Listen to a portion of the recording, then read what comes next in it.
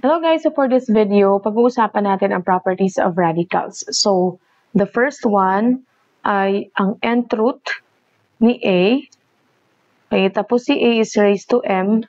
So, pwede po natin siyang isulat as ganito. Okay, tapos ilalabas natin si M. So, as you can see, si M dyan, ilalabas lang natin. So, that's actually the same. For example, we have the cube root of 8. Okay?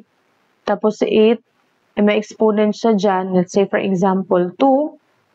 Okay? So, we can rewrite that one as, ayan, cube root of 8. Tapos, yung si 2, ilalabas natin. So, as you can see.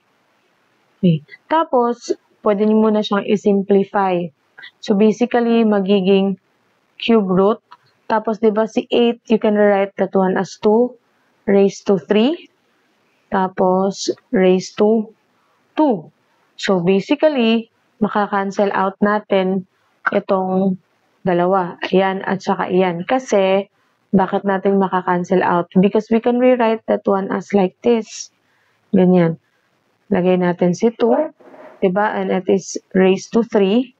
Tapos, magiging 1/3 yan. Okay? Tapos, lagay mo si 2. So, basically, itong exponent, yan. Tapos, itong cube root mo, kasi yung cube root, we can rewrite that one as 1/3. So, yung cube root, ayan, naging 1/3 siya. Tapos, si 2, ayan. So, now, we can simplify that one. Basically, ay makakancel out na natin itong si 3 at saka si 1/3. Of course, 3 times 1/3 is 1. So, ang natira ay ito na lang, 2 raised to 2.